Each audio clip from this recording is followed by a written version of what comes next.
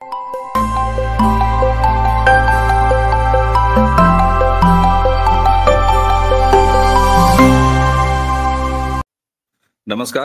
प्रारब्ध पर आप सभी का स्वागत है। मैं अवनीश। आज हमारे साथ फिर हैं गौरव प्रधान जी। गौरव जी से हमने वादा किया था, जब कल आपको एक वीडियो देखने को मिला था जिस पे हमने वर्क बोर्ड और उसी के साथ साथ ट्रंप यानी अमेरिका के टैरिफ वार, इस पर भी बात की थी। लेकिन टैरिफ पर हमारी विस्तार से बात ड्यू है गौरव जी से, और उसी विषय पर आज एक बार फिर गौरव जी के साथ हम उपस्थित हैं। गौरव जी, बहुत बहुत स्वागत आपका। नमस्कार। नमस्कार। गौरव जी, पिछली बार जब वक्त पे आपसे बात हुई, उसके बाद उसी के साथ साथ एक और बेहद महत्वपूर्ण, जिसके बारे में एक छोटी बात जरूर हुई थी, ट्रंप का टैरिफ वार। ट्रंप के टैरिफ वार का असर अब जितना भारत में उम्मीद की जा रही थी, और खास तौर से यहाँ का राजनीतिक विपक्ष, वो जिस तरीके से अर्थशास्त्री बनने की कोशिश कर रहा था, लेकिन घंटों का बीतना अभी देखते हैं हम सारे, और देख रहे हैं कि अमेरिका में शुरुआत में ही वहां के स्टॉक मार्केट में कितना इसका असर पड़ा, और अब तो वहां पर सड़क पर इसका विरोध हो रहा है। ये अमेरिका की इंटरनल बात है, अमेरिका और अमेरिकन सरकार जाने। लेकिन टैरिफ उन्होंने हमारे पे लगाया है। टैरिफ सिर्फ भारत पर नहीं, बल्कि ट्रंप प्रशासन ने टैरिफ बहुत सारे देशों पर लगाया है। और इसी है ट्रंप की जो टैरिफ पॉलिसी है, उसका लॉन्ग टर्म भारत और अमेरिका के इकोनॉमिक संबंधों पर क्या असर पड़ेगा, कैसे देखते हैं? अवनीश भाई, जब आप दवाई खाते हैं तो वो मीठी लगती है या कड़वी? ऑब्वियस है, कड़वी लगती है। अपना माइक म्यूट मत कीजिएगा, क्योंकि मैं बहुत सारे सवाल भी आपसे ही पूछूंगा, आपसे ही जवाब निकलवाऊंगा। कड़वी लगती है ना? वही आज चलिए थोड़ी देर फ्रेम भी बराबर रखते हैं फिर। हाँ, फ्रेम बराबर रखिए, लेकिन ऐसे ही रखिए, अच्छा लगता है। मेरे को अच्छा नहीं लगता कि आप छोटे हो जाएं और मेरा बड़ा रखें, बराबर का रखिए। टैरिफ वॉर को समझने से पहले ट्रंप को समझना जरूरी है, और ये वीडियो हम दो हिस्से में करेंगे। एक हिस्सा आज का है और एक हिस्सा आज से 10, 15 या 20 दिन बाद करेंगे, ठीक है? तब दर्शकों की बात पूरी तरह से समझ में आएगी। दूसरी बात, जो डिस्क्लेमर मैं बोल दूं, कि मैं कोई इकोनॉमिस्ट या फाइनेंशियल एक्सपर्ट नहीं हूं। मैं एक कॉमन आदमी हूं जिसमें कॉमन सेंस ठोक ठोक के भरा है। 30 साल का विदेश में काम करने का अनुभव है, जिसमें अमेरिका भी 10-12 साल रहा हूं। तो वो जो अनुभव है उसको निचोड़ के, और जो डेवलपमेंट हो रहे हैं उसको देख के क्या पिक्चर इमर्ज होती है, वो मैं आपको बताऊंगा। लेकिन टैरिफ वॉर से पहले समझने के लिए ये समझना जरूरी है कि ट्रंप हैं कौन। जैसे भगवान श्री राम राजवंश में पैदा हुए थे, रघुवंशी थे, लेकिन वो जंगल में गए, 14 साल रहे, उसके बाद राज तिलक लगा। बहुत सारे लोग बोलते हैं माता कैकेयी ने श्री राम जी को बाहर निकाला था और मतलब वनवास दिया था। मेरा ऐसा मानना नहीं है, मेरा कुछ और है, वो विस्तार से फिर बात करेंगे। नरेंद्र मोदी 40 साल से ज्यादा भारत के हर एक जिले में, हर एक इंच पे, हर एक एथनिक ग्रुप में, हर एक भाषा के ग्रुप में रह के काम करके आए। उसके बाद चीफ मिनिस्टर बने थे, और 3 साल चीफ मिनिस्टर बनने के बाद जो उनकी अग्नि परीक्षा थी, उसके बाद वो प्रधानमंत्री बने थे। ये इंसान का चरित्र बताता है। आपके जितने सूरमा भोपाली यूट्यूबर हैं,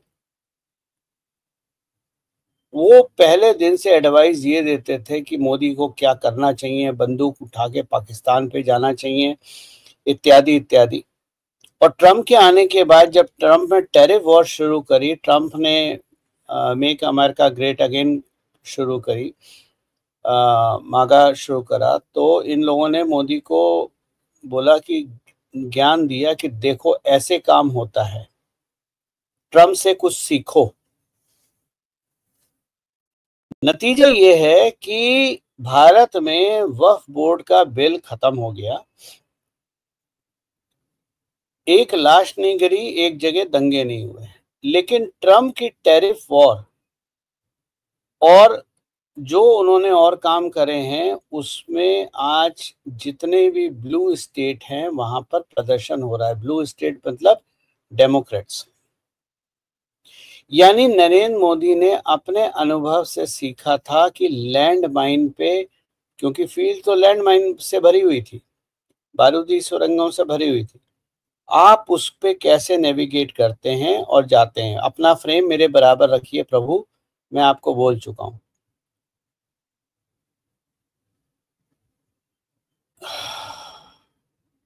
लेकिन ट्रंप के आदत है उछलने की। अब आते हैं ट्रंप के चरित्र पे। ट्रंप पॉलिटिशियन नहीं है, नरेंद्र मोदी पॉलिटिशियन है। ट्रंप एक बिजनेसमैन है जिन्होंने 1968 में अपने पिता की बिजनेस ज्वाइन करा था और आज मल्टी बिलियनर बिजनेसमैन है जिनका मूल बिजनेस दो ही हैं, एक है रियल एस्टेट और एक है कैसीनो। उनका रियल एस्टेट बिजनेस इतना बड़ा है कि वो भारत में जो डीएलएफ को सबसे बड़ा माना जाता है उसके कई गुना ज्यादा है। और कैसीनो बिजनेस इतना इतना बड़ा है कि गोवा के सारे कैसीनो जोड़ के उसको 1000 से मल्टीप्लाई कर लो तो ट्रम्प का एक कैसीनो बिजनेस आता है। आप मेरे ही उम्र के हैं, हम दोनों ने कॉलेज करा है, इंजीनियरिंग करी है। आपको याद होगा कि सोशल मीडिया आने से पहले टीवी पे एक प्रोग्राम आता था, मुझे चैनल याद नहीं है कौन सा, प्राइवेट चैनल तो नहीं थे शायद और यूट्यूब भी नहीं था, लेकिन हमने देखा था, अब मुझे ध्यान नहीं आ रहा है कहाँ देखा था, किस चैनल पे, पर एक प्रोग्राम आता था द अप्रेंटिस। ये द अप्रेंटिस जो था ये ट्रम्प का शो था जिसमें ट्रम्प बिजनेस प्रॉब्लम रखते थे और जो अप्रेंटिस होते थे वो इस प्रॉब्लम को सॉल्व करते थे, डिस्कस करते थे और उसके बाद जो सबसे अच्छा परफॉर्म करता था ट्रम्प उसको अपने बिजनेस में हायर कर लेता था। जिस तरह से आजकल वो कौन सा शार्क शुरू हुआ है, खैर मुझे तो वो कॉमेडी सीरियल ज्यादा लगता है, इन्वेस्टमेंट से ज्यादा लगता है। लेकिन अगर अप्रेंटिस देखा जाए तो आपको समझ में आता है ट्रम्प है क्या। तब तक उनमें राजनीति का राह भी नहीं आया था।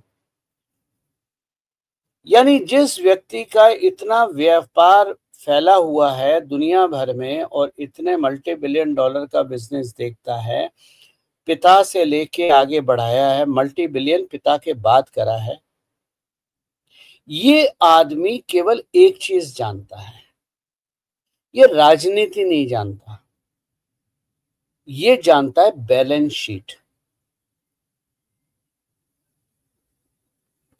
इसको धंधा करना आता है, ये धंधे में फेल नहीं होता, इसको बैलेंस शीट समझ में आती है। मैं कई बिंदु हैं जोड़ने की कोशिश कर रहा हूं, समझाने की कोशिश कर रहा हूं, ध्यान से सुनिएगा, उछलिए मत। ये आदमी बैलेंस शीट समझता है। अब ये हर प्रॉपर्टी पे जाके, हर कॉन्ट्रैक्टर पे जाके, हर रियल एस्टेट एजेंट पे जाके तो खड़ा होता नहीं होगा। इसके सामने बैलेंस शीट आती होगी कि कहां पर हमारा नुकसान हो रहा है, कहां हमारा फायदा हो रहा है, कहां डॉलर कम जा रहा है, कहां, क्योंकि दुनिया भर में फैला है, मल्टी करेंसी बिजनेस है। तो यानी डॉलर की वैल्यू और मल्टी करेंसीज को अच्छी तरह से समझ में आती है। ठीक बात, सही बोल रहा हूँ नहीं बोल रहा हूँ? मैं तथ्यों के आधार पे बात कर रहा हूँ। बिल्कुल ठीक, बिल्कुल बिल्कुल। अब जॉर्ज बुश 1 जिन्होंने इराक वॉर करी, WMD के नाम पे करी थी, वेपन ऑफ मास डिस्ट्रक्शन। कारण क्या था? सद्दाम को मारना था। क्यों? सद्दाम अपनी गोल्ड बेस्ड कॉइन करेंसी ला रहा था।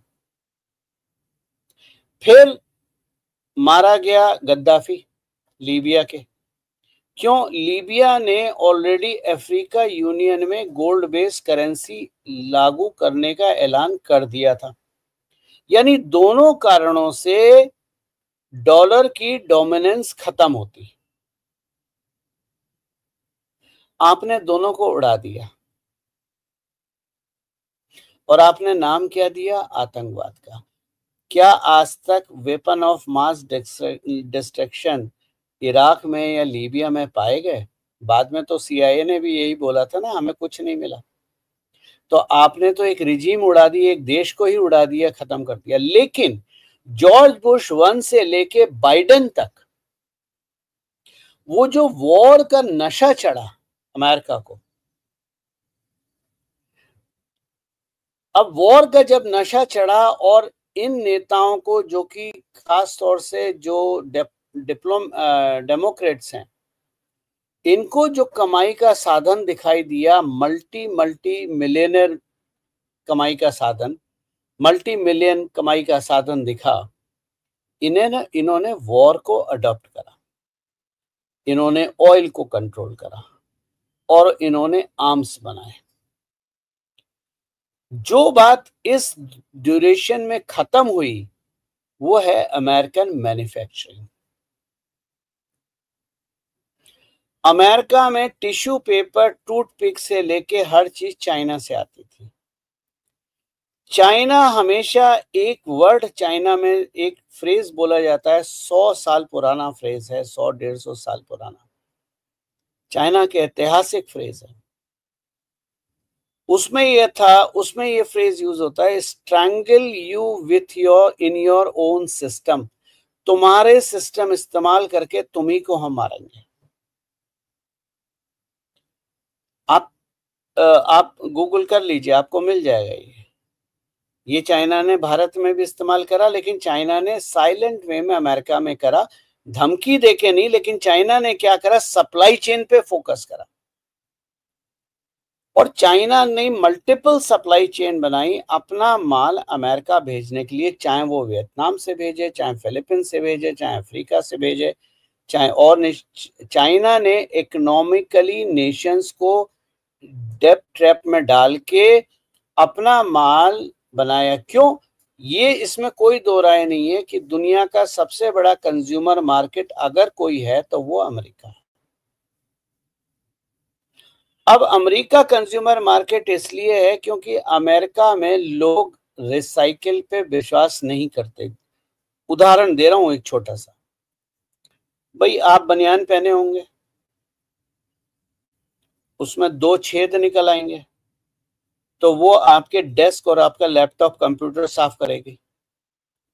फिर वो थोड़ी काली होनी शुरू हो जाएगी, फिर आप उसको गाड़ी में इस्तेमाल करेंगे और अपनी पत्नी से बोलेंगे गाड़ी साफ करने के लिए एक साफ कपड़ा दे दो, तो सबसे अच्छा अपना बनियान होगी।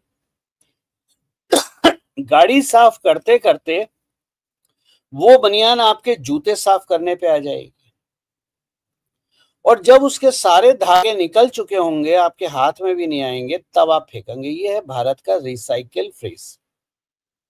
अमेरिका में ये नहीं है। अमेरिका में अगर सोफा में छेद हो जाए तो वहां रिपेयरिंग इतनी कॉस्टली है कि आप पूरा सोफा उठा के गार्बेज में रख देंगे, जो गार्बेज ट्रक आता है वो उठा के ले जाएगा। इसी कारण अमेरिका बहुत बड़ा कंज्यूमर मार्केट है। ये चाइना अच्छी तरह से जानता है। चाइना ने सप्लाई चेन बनाई। अब अगर आप टैरिफ पे वॉर कर, मैं मोदी पे बाद में आऊंगा, पहले टैरिफ समझा रहा हूं। टैरिफ के 2 हिस्से हैं। एक हिस्सा है चाइना सप्लाई चेन और दूसरा हिस्सा है जिसको मैं बोलता हूं, टैरिफ वॉर नहीं बोलता मैं, यील्ड वॉर बोलता हूं। और यील्ड वॉर मैं हिंदी में नहीं बोलूंगा, इंग्लिश में बोलूंगा, क्योंकि ये पॉइंट दिमाग में नहीं, मैंने लिखे हैं आपके शो के लिए, मैं वहीं से पढ़ के इंग्लिश में बता दूंगा। इकोनॉमिक्स को हिंदी करना मेरी जरा कमजोरी है, मैं क्षमा चाहता हूं आप लोगों से। लेकिन अगर कोई विस्तार से पढ़ना चाहता है तो वो मैं इस शो के बाद अपने टेलीग्राम चैनल पे भी डाल दूंगा, वहां आप पढ़ सकते हैं। बिल्कुल, और हम उस पूरे टेक्स्ट का लिंक जो है इसी वीडियो के डिस्क्रिप्शन में भी डाल देंगे, ताकि दर्शक जी उसको पढ़ना चाहे तो पढ़ लें। जी जी।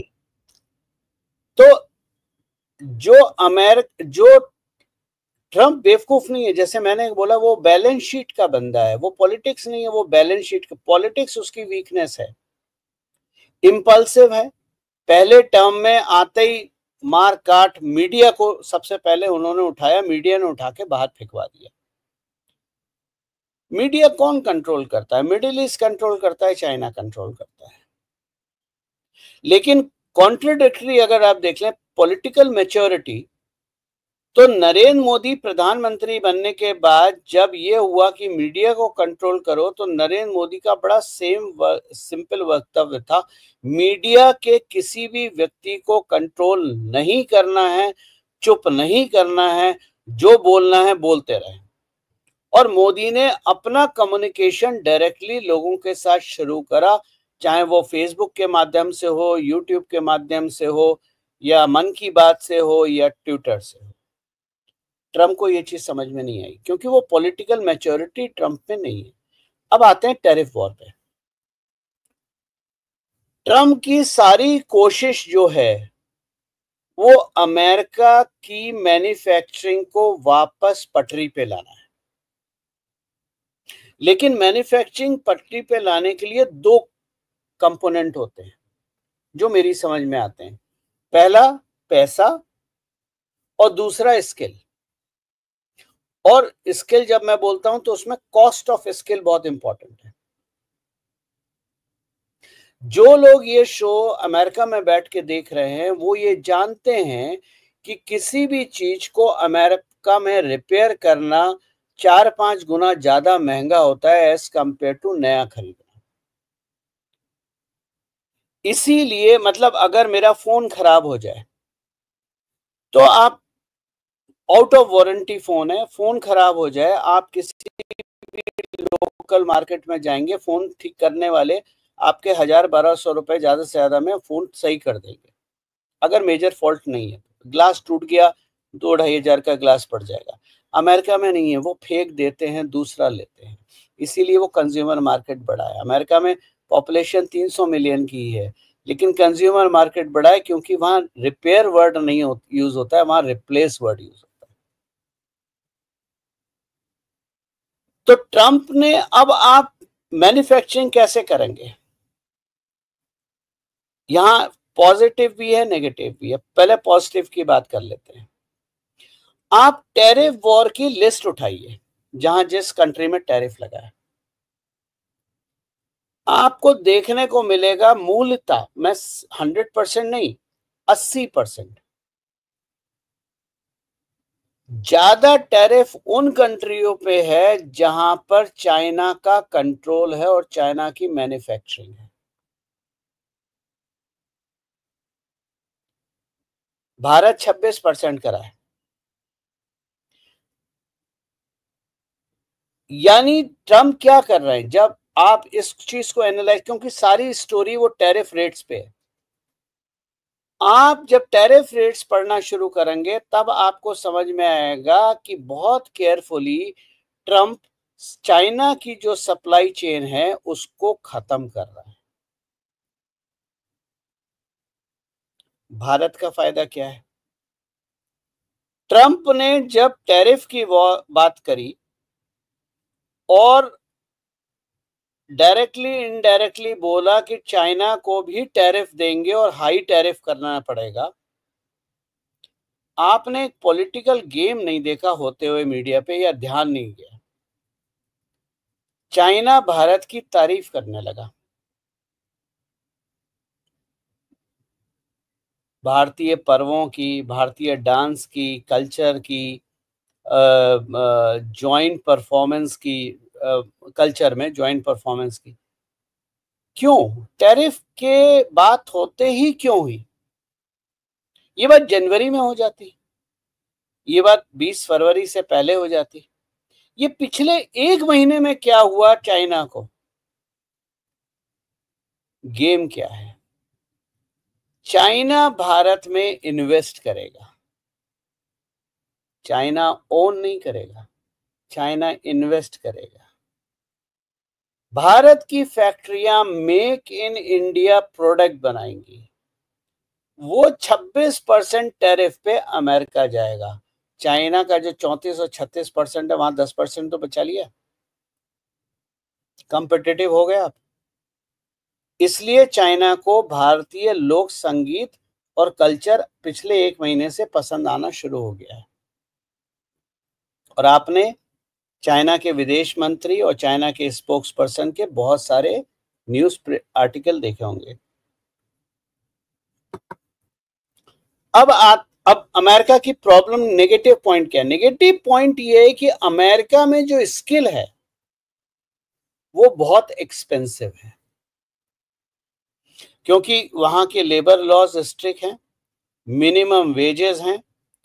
अब अगर आप उन मिनिमम वेजेस पे कोई चीज बनाएंगे तो अमेरिकन अल्टीमेटली पैसा ज्यादा उसका अमेरिकन को देना पड़ेगा। जैसे कि भारत में था। भारत में क्या था कि दिवाली, गणेश चतुर्थी, रक्षाबंधन, होली, हमारे जितने भी बड़े पर्व हैं उन पे चाइना का माल आता था और भारतीय मैन्युफैक्चरिंग खत्म हो चुकी थी। भारत के मैन्युफैक्चरर्स जो थे, चाहे वो इलेक्ट्रिक बल्ब वाले हों, चाहे वो ट्यूबलाइट बनाने वाले हों, चाहे आपकी आज की ओला हो स्कूटर, ये चाइना से माल लाते थे। और बिजनेस में जिसको बोलते हैं वाइट लेबलिंग, मतलब आप शर्ट पहने हैं, मैं चाइना से लेके आया, इस पे कोई लेबल नहीं लगा है, मैंने इस पे लगाया गौरव प्रधान फैशन, मेक इन इंडिया, आप खरीदेंगे। रेट मैंने वो रखे जो जोडियक की शर्ट से 75% सस्ते हों, तो आप तो ये खरीदोगे ना। यानी हम मैन्युफैक्चरर्स भारत में ट्रेडर्स बन गए थे, मैन्युफैक्चरिंग खत्म हो गई थी। तो नरेंद्र मोदी ने क्या करा? नरेंद्र मोदी ने काउंटर नहीं करा टैरिफ पे, नरेंद्र मोदी ने पीएलआई स्कीम लाए, मेक इन इंडिया लाए, इंडिया फर्स्ट लाए, लोगों को मोटिवेट करा। और चाइना कैसे कर पाता था? ये चाइना कर पाता था इसलिए, जैसे झालर हो गई, पिचकारी हो गई, रंग हो गए, गणेश की मूर्ति हो गई, चाइना उनको अंडर इनवॉइस करता था। 100 रुपए का माल इनवॉइस में 10 रुपए का दिखाया जाता था, जिससे ड्यूटी मिनिमम होती थी। आपने वो चीज रोकी कायदे से, बिना शोर मचाए, उधम कूद मचाए, बिना टैरिफ लगाए। और आज क्या नतीजा है? आज आप make in India genuine product बाजार में इन त्योहारों पे मिलते हैं। किसी भी आप ट्रेडर से पूछ लीजिए, दिवाली पे 5-6 कंटेनर वो आराम से बुक करता था। आज मैं ये नहीं कह रहा आज इंपोर्ट बंद हो गया, लेकिन आज इंपोर्ट 80 से 90% घट गया है इन चीजों में। कुछ चीजों की हमारी डिपेंडेंसी है, जैसे फार्मा, जो एपीआई है, जो बेसिक इंग्रेडिएंट है फार्मा मैन्युफैक्चरिंग का, कांग्रेस सरकार में 96% वो चाइना के हाथ में था। इसका सबसे अच्छा उदाहरण मेरे ही है। 2016 या 17 की बात है, मेरे से कुछ अगरबत्ती बनाने वाले मित्र मिले थे और उन्होंने कहा था कि अगरबत्तियां फिजिबल नहीं रही। मैंने कहा क्यों? तो बोले बांस बहुत महंगा है, क्योंकि अगरबत्ती की स्टिक बांस की होती है। मैंने कहा भाई बांस महंगा क्यों है? बांस तो हर जगह उगता है। बोले कांग्रेस सरकार में जानबूझ के बांस को, बैम्बू को पेड़ की श्रृंखला में डाल दिया था, जिसकी वजह से हम उसे अब काट नहीं सकते थे। तो मैंने कहा आप फिर क्या करते थे? तो बोले हम चाइना से बांस मंगाते थे, चाइना नदी में फेंक देता था बांस, यहां उठा लेते थे, एजेंट को पैसे दे देते थे, बांस आ जाता था। मैंने उस समय गिरिराज सिंह जो मंत्री थे उनको लिखा था ट्विटर पे कि सर एक ही काम करो, क्योंकि उन्होंने कुछ आइडिया दिए थे नॉर्थ ईस्ट को कैसे आगे बढ़ाएं, बांस जनरली नॉर्थ ईस्ट। मैंने कहा सर आपको कुछ नहीं करना है, एक कागज पे साइन करने हैं और आप केवल बांस को पेड़ों से हटा के घास में डाल दीजिए, प्रॉब्लम सॉल्व। आपको याद होगा अभी कुछ वर्ष पहले मोदी सरकार ने बांसों को पेड़ों से निकाल के घास में डाल दिया। पूछ लीजिए जाके अगरबत्ती वालों से, कितनी खुशी का माहौल है वहां। तो ऐसे सिस्टमेटिकली भारत की मैन्युफैक्चरिंग खत्म हुई, वैसे ही अमेरिका की मैन्युफैक्चरिंग खत्म हुई। लेकिन भारत के पास फायदा ये है कि भारत का अपना कंज्यूमर मार्केट भी है, स्किल भी है, लेबर भी सस्ती है। अमेरिका कंज्यूमर मार्केट तो बड़ा है लेकिन लेबर बहुत महंगी है। बिल्कुल। अब यहाँ गौरव जी एक चीज मैं आपके सामने और रख दूंगा, उसके बाद केवल 2 पॉइंट। अपडेट जो है आप देखिए, 36% उसने लगाया ट्रम्प चाचा ने चाइना में, चाइना ने जवाब दे दिया, रिएक्ट कर दिया। 37% का काउंटर जो है वो रेसिप्रोकल उठा के ठोक दिया है अमेरिका के ऊपर, यानी चीन ने रिएक्ट कर दिया। इसका मतलब है कि उसके रिएक्ट करने से ये पता चलता है कि चीन की एक लंबी तैयारी है और वहां पर वो आपका इशारा है कि वो अब इंडिया की तरफ इन्वेस्ट करेगा। ये हम आगे देखेंगे, क्योंकि इतना जल्दी रिएक्ट हो, भारत ने तो बिल्कुल रिएक्ट नहीं किया। इसी के साथ एक पॉइंट में सिर्फ आपके सामने रख दूं, दर्शकों के सामने भी, कि जो हाईएस्ट टैरिफ लगाया है ट्रंप ने, चीन, वियतनाम, इंडोनेशिया, ये तीनों के तीनों वो देश हैं जो कि मैन्युफैक्चरिंग में और एक्सपोर्ट में इंडिया के प्रतिद्वंदी हैं, कॉम्पिटिटर हैं। तो ये साफ दिखाई दे रहा है कि इनके ऊपर हैवी टैक्स टैरिफ लगा के इस तरह से तो ट्रंप ने इंडिया के हित का काम किया है। 36% टैरिफ चाइना पे लगाया है। अमेरिका जानता है अमेरिका की डिपेंडेंसी चाइना पे है। चाइना जानता है मेरी सारी सप्लाई लाइन है, चाहे वो इंडोनेशिया हो, वियतनाम हो, बांग्लादेश हो, और बांग्लादेश पे भी बहुत ज्यादा टैरिफ है। अब आप एक छोटी सी कैलकुलेशन देखो, भारत की तिरपुर की बनी हुई टी शर्ट 26% टैरिफ के बाद अगर अमेरिका में $13 की बिकती है, तो बांग्लादेश जो कि टेक्सटाइल में इतना आगे हो गया है, उसकी टी शर्ट $15 पे है। यूरोपियन यूनियन की $25 पे है।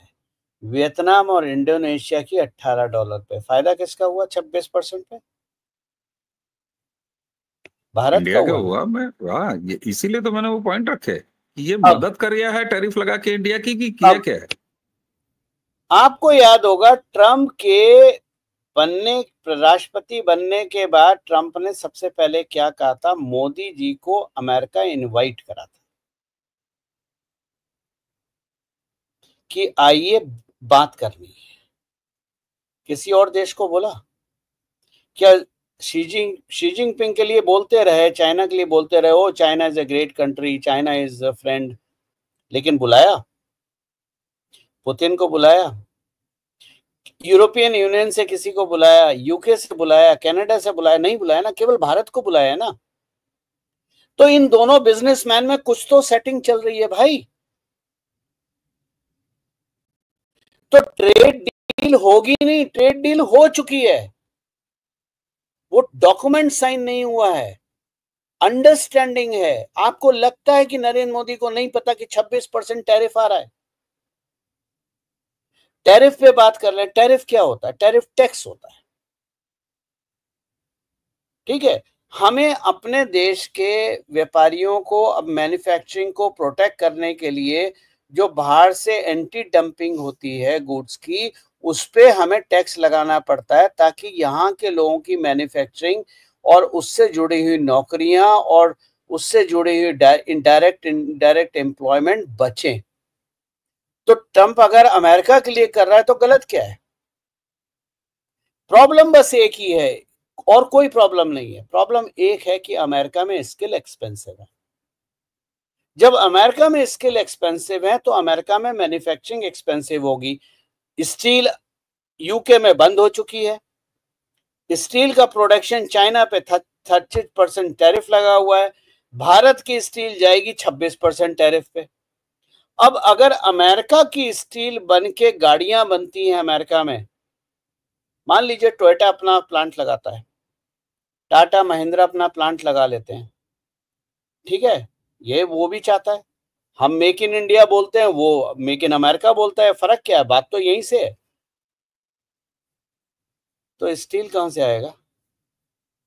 तो टाटा और महिंद्रा तो तब कॉम्पिटेटिव होंगी ना जब स्टील 26% भारत से आएगा, जहां कॉस्ट ऑफ प्रोडक्शन लो है। अमेरिका में कॉस्ट ऑफ प्रोडक्शन हाई है। तो टैरिफ आपके फेवर में काम कर रहा है या अगेंस्ट में? वही तो मैं देख रहा हूँ। अच्छा, एक चीज आप जब कह रहे हैं कि स्किल की वहां कमी है, तो फिर मैन पावर भी तो चाहिए, वो भी तो इंडिया देगा। तो यहाँ गुड्स और तभी जो है मैन पावर, ये दोनों की संभावना है। तो ये टैरिफ तभी वार तो सीधे सीधे लग रहा है कि इंडिया के लिए शुरू किया है। आप लेकिन मेरा एक चीज टेलीग्राम इसी के साथ, चैनल, एक पॉइंट, एक मिनट, प्रश्न एक नहीं मिनट। गौरव जी, एक पॉइंट अंतिम अंतिम रख दूं, हम्म, अंतिम पॉइंट में अपना, हम्म, हम्म, जिस तरीके से मुखालफत हो रही है अमेरिका में ट्रम्प की, उसका ट्रम्प क्या सोल्यूशन निकालेंगे, बस ये पॉइंट ही रख रहा आ हूं मैं, रहा प्रश्न। आ रहा हूँ आ रहा हूँ आ रहा हूँ आ रहा हूँ आ रहा हूँ। आप मेरे टेलीग्राम चैनल पढ़ते हैं? हाँ हाँ, कभी कभी मिस कर जाता हूँ, लेकिन ज्यादातर पढ़ता हूँ मैं, फुर्सत में सारे पढ़ जाता मैंने हूँ, 2 ए, 2,500 3,000 मैंने पेंडिंग रहते हैं मैंने मैसेज, लेकिन सब पढ़ता हूँ। मैंने एक बार लिखा था, कई बार लिख चुका हूं, कि आने वाले समय में H1B वीजा IIT और IIM को नहीं मिलेगा। H1B वीजा मिलेगा जो ITI से करके जाएगा। मोदी बेवकूफ है जो स्किल डेवलप कर रहा है, क्योंकि स्टील फर्नेस के सामने IIT खड़ा नहीं होगा, हार्वर्ड ऑक्सफोर्ड खड़ा नहीं होगा, वहां खड़ा होगा ITI करा हुआ बंदा। आप कितना AI ले आइए, पाइप लीक करेगा तो कारपेंटर ही फिक्स करेगा, वो प्लम्बर करेगा। गुड्स को अगर रिसाइकिल नहीं करना है, आपको बाहर फेंकना नहीं है सोफे को, तो आपको कारपेंटर चाहिए। आपका MCB फेल हो जाए तो आपको इलेक्ट्रीशियन चाहिए। आपकी गैस पाइपलाइन अगर लीक कर जाए तो आपको वहां पर फिर प्लम्बर चाहिए। मैं बहुत सोच के लिखता हूं। तो आने वाला समय वो है, चेंज हो चुका है। तो नरेंद्र मोदी जिसकी हम मजाक उड़ाते हैं, अगर ध्यान से समझा जाए तो आगे के 20-25 साल का रोड मैप तैयार करा हुआ है। तो ट्रम्प को मैन्युफैक्चरिंग बढ़ानी है, मैन्युफैक्चरिंग बढ़ाएगा तो एम्प्लॉयमेंट जनरेट होगा, एम्प्लॉयमेंट जनरेट होगा तो लोग संपन्न होंगे, परचेसिंग पावर बढ़ेगी, आपकी चीज बढ़ेगी। लेकिन ट्रम्प और मोदी की जुगलबंदी टैरिफ वॉर में है, वो साफ तौर पर दिखाई दे रही है, वो साफ तौर पर दिखाई दे रही है। तो ठीक। अब कांग्रेस कुछ भी बोल ले, देखो कांग्रेस विपक्ष में है, कांग्रेस का काम ही यह है कि प्रदर्शन करना। कल को मोदी जी के कुर्ते पे, मतलब मान लीजिए पजामे पे काला दाग लग जाए, तो कांग्रेस उस काले दाग को भी स्कैम बना के निकाल देगी। अरे, लोकतंत्र पर खतरा बता देगी। मैं वही बोल रहा हूं। तो विपक्ष का काम है, भारत की मजबूरी क्या है? भारत की मजबूरी ये है कि भारत का विपक्ष कंस्ट्रक्टिव विपक्ष नहीं है, नहीं, डिस्ट्रक्टिव विपक्ष है। और भारत के विपक्ष को लगता है कि डिस्ट्रक्टिव बात करके हम सत्ता में आ जाएंगे। सोशल मीडिया के जमाने में ये संभव नहीं है, ठीक है। चलिए ट्रम्प पे बात करते हैं। तो एक हो गया टैरिफ वॉर। अब टैरिफ वॉर आपको समझ, टैरिफ क्या है? आप उसको अमेरिकन टैरिफ बोल रहे हैं, हम उसको टैक्स बोलते हैं। कोई उसको एंटी डंपिंग ड्यूटी बोलेगा, कोई कुछ, कोई चाइना तो एंटी डंपिंग करता है। भाई क्रिसमस में अब फॉल आ रहा है, ठीक है, 6-7 महीने बाद क्रिसमस की तैयारी शुरू हो जाएगी। चाइना से सितंबर में शिपमेंट तैयार हो जाती है क्रिसमस की। मजा आएगा। 36% फायदा किसका होगा? इंडियन बिजनेसमैन गियर अप, ये हमारे लिए अपॉर्चुनिटी है। हमारे लिए थ्रेट नहीं है, हमारे लिए दोनों ने मिलकर भारत की अपॉर्चुनिटी क्रिएट करी है। अब ये तो ट्रंप नहीं बोल सकता भारत पे हम जीरो लेंगे, मोदी बहुत अच्छे हैं, हमारे मित्र हैं, तो हम इस पे। भाई अगर आपका डॉक्टर भी आपका मित्र है ना, तो वो भी अपनी फीस रखवा लेता है, ठीक है 400 रुपए नहीं यार, तू 200 रुपए दे जा। ये धंधे का असूल होता है। और ट्रंप नहीं, हार्डकोर ये तो बिजनेसमैन गौरव है। साहब, ये अब साफ समझ में आ गया, और जिस तरीके से आपने इतनी देर से जो बात समझाई वो और क्लियर हो गया कि यहाँ पर ये दोनों, एक जो हमारे गुजराती साहब हैं वो कहते हैं हमारे खून में बिजनेस है, और दूसरा तो बिजनेसमैन है ही है। तो ये उसके लोग, हमें दिमाग में लग रहा है कि बिजनेस है। मोदी जी के साथ टेबल पर बैठ के ये पूरी टैरिफ लिस्ट जो है फाइनल की है क्या? जी हाँ। एक बात देखिए, हम लोग क्या करते हैं, टीवी की हेडलाइन देखते हैं, मेढक की तरह उछलना शुरू कर देते हैं, लेकिन इस हेडलाइन को पिछली हेडलाइन से जोड़ नहीं पाते। जब तक आपने बचपन में देखा होगा, हमारे जब हम लोग छोटे थे स्कूल में, तो न्यूज़पेपर में वो एक आता था ना कार्टून जैसा, जिसपे डॉट बने होते थे, फिर हमें सारे डॉट जोड़ने होते थे तभी पिक्चर दिखाई देती थी क्या है। और हम सब सुबह न्यूज़पेपर आता था, सबसे पहले भागते थे मैं और मेरी बहन की, हम करेंगे या तू करेगी, और you know who will get it. Connecting dots is very important. Trump ने क्या बोला था? ट्रंप ने बोला था कि जिस समय मैं राष्ट्रपति नहीं था, मैं सत्ता में नहीं था, तब भी मैं मोदी से बराबर बात करता था। ये मैं नहीं कह रहा, ये ट्रंप कह रहा है। तो क्या बात करते थे कि आज फेफड़ा खाना है या ढोकला खाना है या रायता खाना है या रायता फैलाना है, राहुल गांधी का जोक बनाना है। अरे वो ये फाफड़ा होता है, वो फाफड़ा होता है गौरव जी। हमारे कोई गुजराती भाई कहेंगे आप फेफड़ा क्यों खिला रहे थे? फाफड़ा होता है सर। क्षमा क्षमा चाहता हूँ, क्षमा चाहता हूँ। तो ये दोनों ये सब बातें तो करते नहीं थे, ये बात करते थे तो राजनीति और धंधे की, और ट्रंप अमेरिका की करता होगा, मोदी भारत की करते होंगे। जो चरित्र इन दोनों का है, जो पिछला बैकग्राउंड चरित्र इन दोनों का है, मोदी बोलते हैं मेरे खून में धंधा है, ट्रंप बोलता है मेरे दिमाग में धंधा है। अब आते हैं दूसरे एंगल पे, जिसकी वजह से मैं इसको यील्ड वॉर बोलता हूं। और क्षमा मांगता हूं, मैं जरा स्क्रीन चेंज कर रहा हूं, क्योंकि मैं अब वो डॉक्यूमेंट पढ़ूंगा जो मैंने केवल आपके लिए लिखा है, और उसके बाद फिर मैं टेलीग्राम चैनल पे पोस्ट करूंगा। तो मेरी शक्ल डॉक्यूमेंट पे होगी, आप पे नहीं होगी, इसलिए थोड़ा ध्यान श्योर रखिएगा। श्योर, बिल्कुल बिल्कुल साहब, बिल्कुल।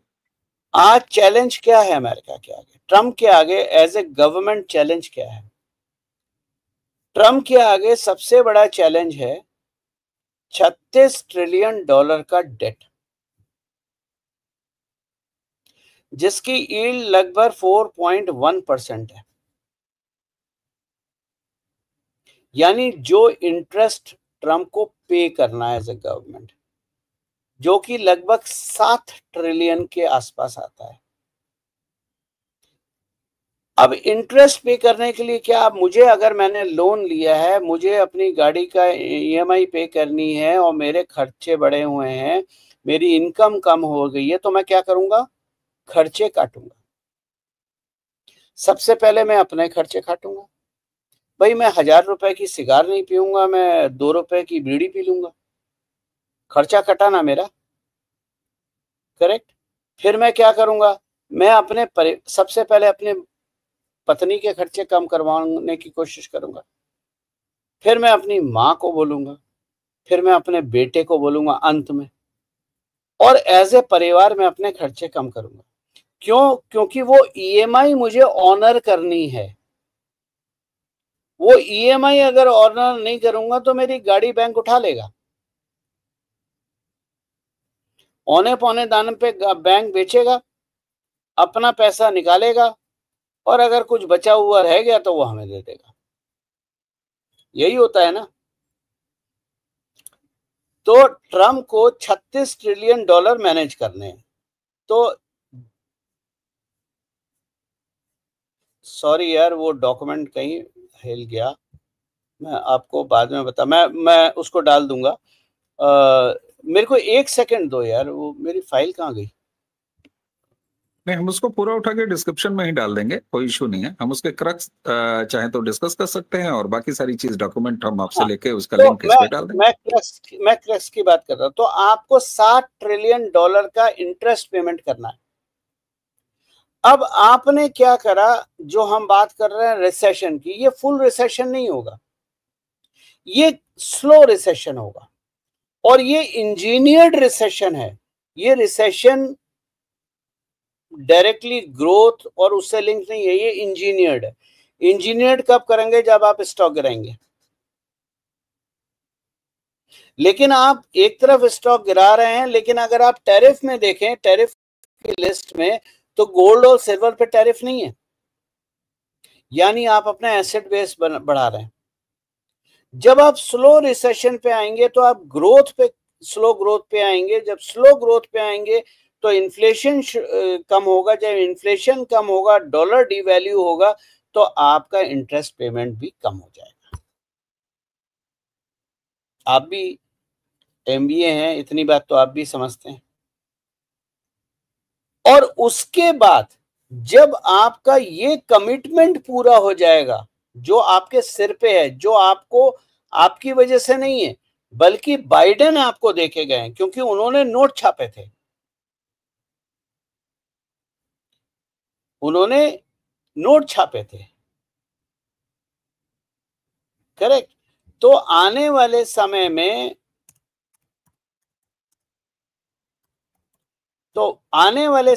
जो आपके सामने देखने को मिलेगा, वो ये मिलेगा कि जैसे टैरिफ है, टैरिफ, नेशनलिज्म, मीडिया क्या बोल रहा है? मीडिया बोल रहा है tariff, nationalism, election, mid term election, और 7 से 9 ट्रिलियन डॉलर अमेरिका को चाहिए रीफाइनेंसिंग करने के लिए। कहां से आएगा वो पैसा?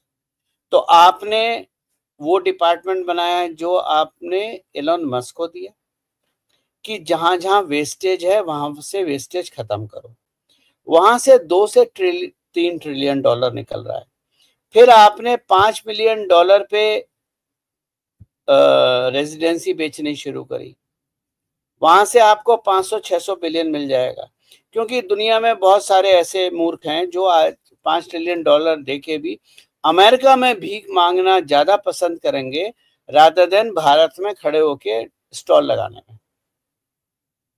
फिर आपने टैरिफ लगाया, तो टैरिफ जब आपने लगाया तो आपकी इनकम यहां से भी आएगी। तो यहाँ बैलेंस शीट मैनेज हो रही है। ट्रम्प को घंटा फर्क पड़ता है कि सामने चाइना बैठा है, उसको 2 ही ऑब्जेक्टिव हैं। चाइना की सप्लाई चेन को चैलेंज करो, अपनी मैन्युफैक्चरिंग बढ़ाओ, और सेल्फ डिपेंडेंट हो, क्योंकि वो चीज आप छोड़ चुके हैं। जब ये पेमेंट, रीफाइनेंसिंग पेमेंट हो जाएगी, तब जो आएगा, उसके बाद आएगा टैक्स कट। उसके बाद ग्रोथ बढ़ाने के लिए टैक्स कट आएगा। अब आपको एक बात बताऊं, ये मेरे दिमाग की खुराफात है, मेरे पास कोई सबूत नहीं है इसका। आपको लगता है मोदी बहुत बड़े मूर्ख हैं कि 11 साल बाद उन्होंने लोगों को बोला बेटा 12 लाख की इनकम टैक्स फ्री है? सोचो, मोदी 12 लाख की इनकम टैक्स फ्री है। इनकम मोटी होने जा रही है, व्यवस्था कर चुका है। एग्जैक्टली। अब 12 लाख की इनकम क्यों करी? ताकि इंडिया का कंजम्पशन बढ़े। भाई टैक्स फ्री ज्यादा आप देंगे तो लोग कंज्यूम करेंगे ना। भारत में 68% युवा है, युवा को आप कितना भी समझा लीजिए, लेकिन कंजम्पशन मॉडल पे वो जीते हैं। तो जो आपकी मैन्युफैक्चरिंग हल्की सी भी हिट करेगी, जैसे कि मैंने पहले पिछले वीडियो में भी बोला था कि भारत की डिपेंडेंसी अमेरिका पे केवल भारत की जीडीपी की 2.2% है। टैरिफ से जो माल भारत से महंगा हो जाएगा अमेरिका में, उस माल की भारत में खपत बढ़ जाए, 12 लाख का आपने टैक्स ब्रेक दे दिया। देखिए, कोई चीज, हर चीज ना लिंक्ड होती है, कोई चीज बिना लिंक के नहीं होती है। अभी $9 ट्रिलियन उनको चलना है रीफाइनेंसिंग के लिए ट्रम्प को, जिसकी सारी कवत है। लोअर इन्फ्लेशन, लोअर यील्ड, फिर क्या होगी, जो ये बॉन्ड्स हैं इनकी यील्ड कम हो गई, और मैं आपको दे रहा हूं अगर 4% से कम की यील्ड हुई तो ट्रम्प जीत गया, ट्रम्प इज सक्सेसफुल। तो ये वो है।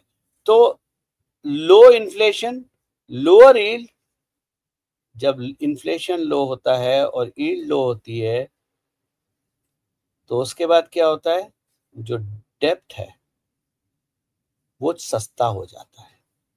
इसी को डेट फाइनेंसिंग कहते हैं। जो डेट होता है वो सस्ता हो जाता है, इसी को डेट फाइनेंसिंग कहते हैं।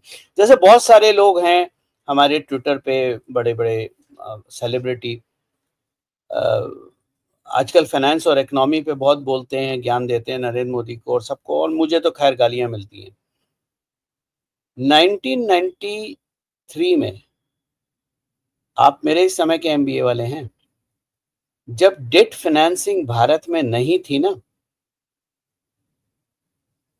तब मैंने डेट फाइनेंसिंग पे सेमिनार करा था ताज मानसिंह दिल्ली में। और आपको पता है मेरे 2 सबसे बड़े स्पीकर कौन थे? अब आप मुझे कांग्रेसी बोल दोगे इसके बाद। नहीं, कांग्रेस मुक्त भारत हो चुका है, मोदी जी करा दिए। पी चिदम्बरम और डॉक्टर मनमोहन सिंह। मैंने डेट फाइनेंसिंग वहां से सीखी हुई है, ठीक है। सो सेकंड राउंड जो होगा उसमें स्टिमुलस बूम आएगा, ठीक है। आप मैन्युफैक्चरिंग को भी पैसे दोगे, आप टैक्स कट करोगे, आप फाइनेंसिंग करोगे, इंटरेस्ट रेट कम करोगे, और आप ग्रोथ बढ़ाओगे, तो वो जो कंजम्पशन है वो बढ़ जाएगी। ठीक है, बिल्कुल। तो जो इस वक्त गले की ये सारा टैरिफ का नाटक और इसका नाटक और पोस्टरिंग और ये और वो, केवल उसका मकसद एक है, $9 ट्रिलियन की रीफाइनेंसिंग। बिल्कुल गौरव जी, और यहाँ पर अगर मैं एकदम एक सामान्य गैर इकोनॉमिक और नॉन टेक्निकल शब्द इस्तेमाल करूं जो कि थोड़ा सा टेक्निकल है, जैसे शेयर मार्केट में कहा जाता है कि मार्केट करेक्शन कर रहा है, इसी तरीके से ट्रम्प की ये सारी कवायद अमेरिकन इकोनॉमी का एक तरह से करेक्शन वाला पीरियड है, और ये वो इकोनॉमिक करेक्शन कर रहे हैं। इसके बाद जो कुछ निकल के आएगा वहां से तैयार होगी यूएस की इकोनॉमिक जमीन। लेकिन कुल मिला के ये सारा टैरिफ वार भारत के लिए फायदा ही फायदा दिखाई दे रहा है। सीधी सी बात है कि अगर अमेरिका को वापस मैन्युफैक्चरर बनना है तो उसे स्किल्ड लेबर चाहिए, वो भी फिर मैन पावर भारत देगा।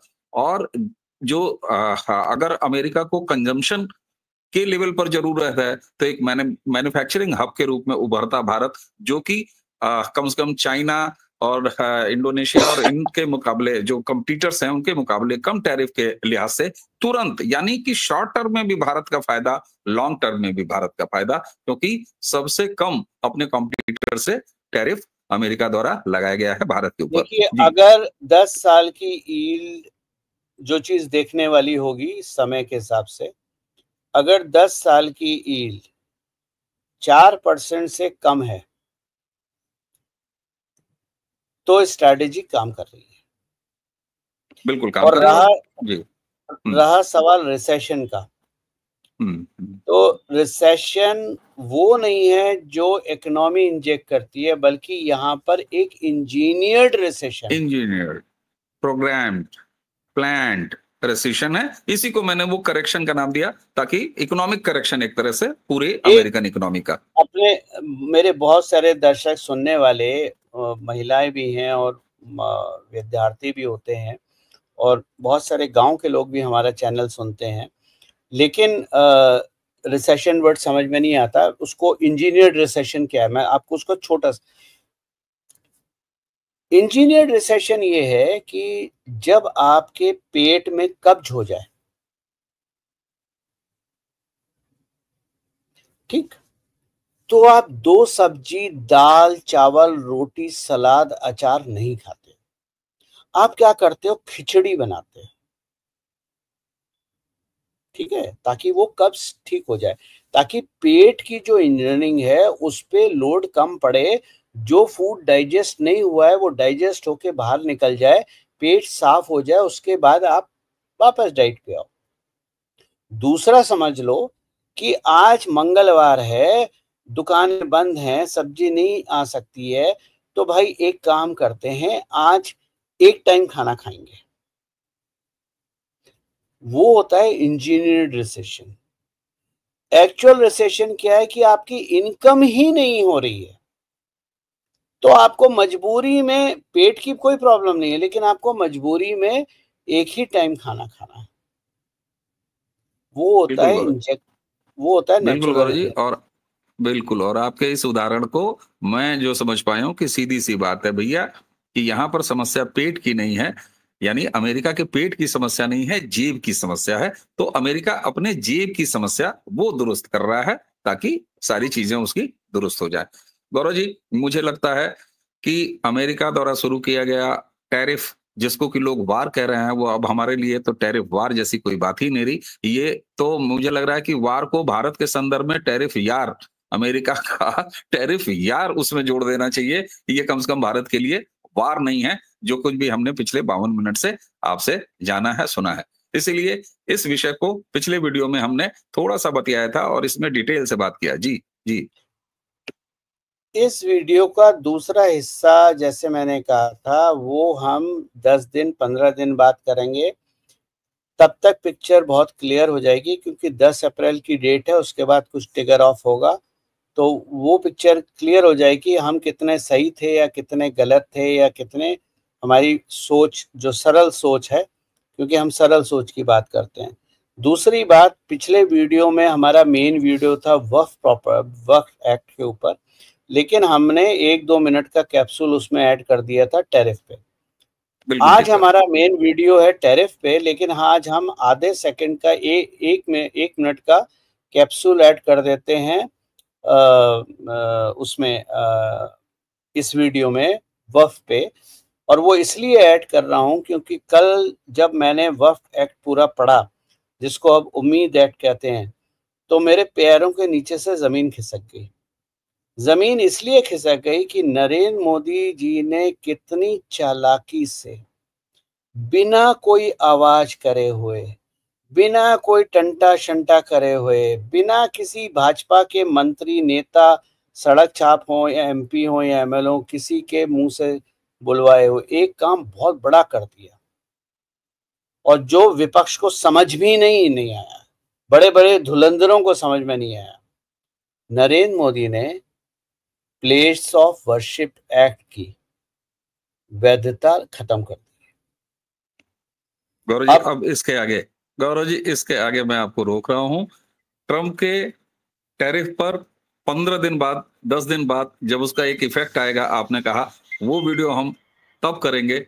लेकिन मैंने जहां आपको रोका है, प्लेसेस ऑफ वर्शिप एक्ट, उस अगले वीडियो से ठीक पहले बीच में इस पर एक अलग से वीडियो विस्तार से करेंगे, क्योंकि थोड़ी सी सुराग रशी मैंने भी करी है कि क्या दिया है। तो वक्फ बोर्ड यानी उम्मीद एक्ट से, वक्फ एक्ट से, उम्मीद एक्ट से क्या क्या उम्मीदें बाहर निकल के आई हैं, और दूसरे के हिस्से क्या क्या नाउम्मीदी आई है, इस पर अगली चर्चा। और ये टैरिफ पर क्या और ज्यादा डिटेल में बात होगी, वो वीडियो जो आपने कहा है, वो दोनों वीडियो हम लेके आएंगे। जी। थोड़ी 1-2 मिनट और लूंगा।